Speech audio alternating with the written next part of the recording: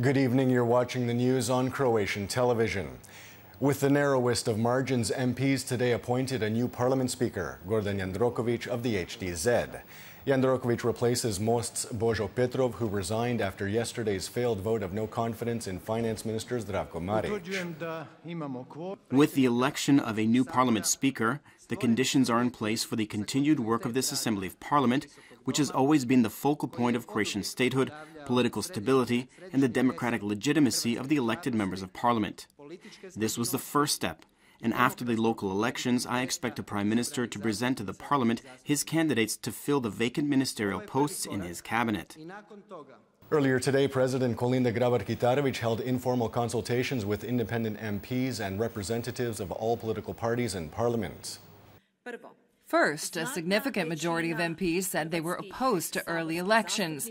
Second, on the basis of my consultations, I did not get the impression that there was a constitutionally required number of MPs for a vote of no confidence in the government.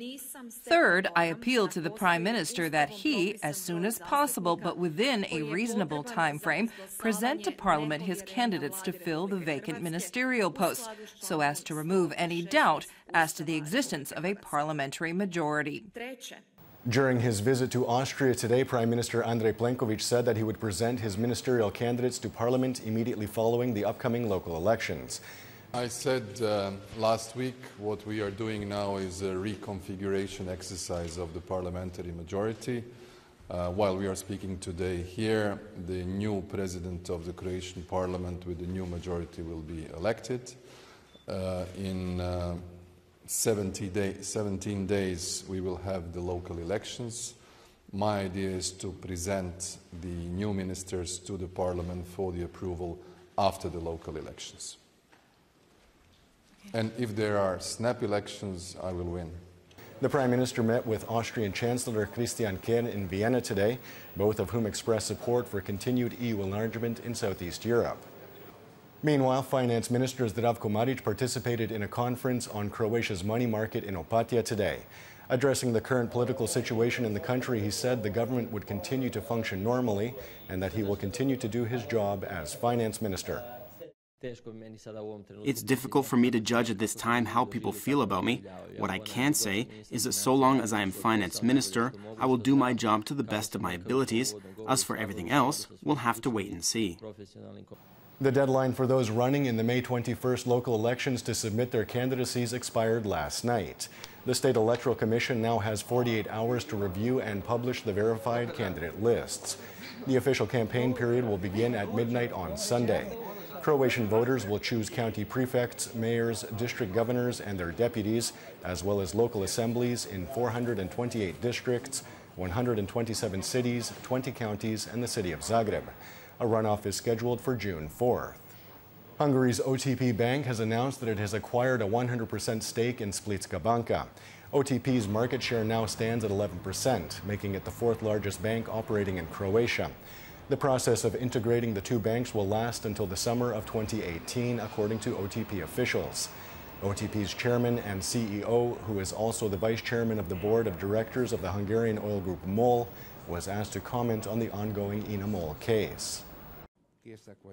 We are prepared to sell our stake in INA if the Croatian government wants to buy it. If it doesn't want to or can't, we in MOL are prepared to continue working together. A panel discussion on the economy and entrepreneurship was held in Šibenik today. One of the main issues discussed was the financing of small and mid-sized businesses. A contract was signed today to add another €20 million to the existing €150 million for loans to finance their business operations. 5 government ministers participated in the panel discussion, which also touched on capital investments and the construction of the Pelješac Bridge connecting southern Dalmatia with the rest of the country. Sometime by the end of June, we could have a contractor for the bridge's construction selected, with works on the bridge beginning in the fall. Knin's General and Veterans Hospital has been given some €730,000 to expand its daycare and outpatient surgery facilities. This is the 14th of 25 contracts signed between the Central Finance and Contracting Agency, the Regional Development and EU Funds Ministry, and Croatian hospitals. This is the key to shortening wait times for patients and to providing better quality care through the use of new equipment. In light of World Laughter Day this Sunday, Red Nose Doctors, members of the charity group that works to bring smiles to hospital patients, were in Rijeka today to spread some cheer.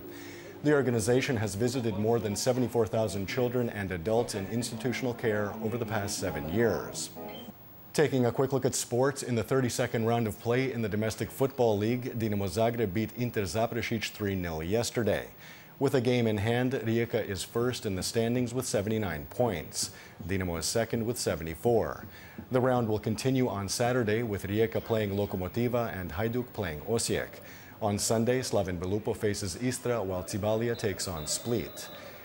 In the playoffs of the domestic basketball league, Cibona Zagreb beat Zadar 88-66 last night to win their best-of-3 quarterfinal series 2-1. The best-of-3 semifinals will begin on Sunday with Cibona facing Šibenik and Cedevita Zagreb playing Split. In tennis, Marin Cilic has advanced to the semifinals of the ATP tournament underway in Istanbul after disposing of Belgian Steve Darcis 6-1, 6-1 today. Meanwhile, at the WTA tournament in Prague, Ana Konjuh fell short of the final after losing to Latvian Jelena Ostapenko 3-6, 6-4, 6-3 today. And now the forecast for tomorrow. Morning fog will give way to partly to predominantly sunny skies. Increased cloud cover is expected in the afternoon with some evening rain and thunderstorms on the northern Adriatic and in Gorski Kotar. Overnight rain will spread to the rest of the country. There will be a moderate to strong southeasterly on the coast. Morning lows of 5 to 10 degrees Celsius inland, 9 to 14 on the Adriatic, will give way to highs of 18 to 23 degrees. The 3-day forecast for the interior calls for overcast skies with intermittent rain and cooler temperatures on Sunday. Warmer with some showers on Monday, predominantly dry but noticeably cooler on Tuesday. The coast will see rain and thunderstorms on Sunday. The beginning of next week could still see some showers with cooler temperatures. And that wraps up the news. Be sure to join us again tomorrow night.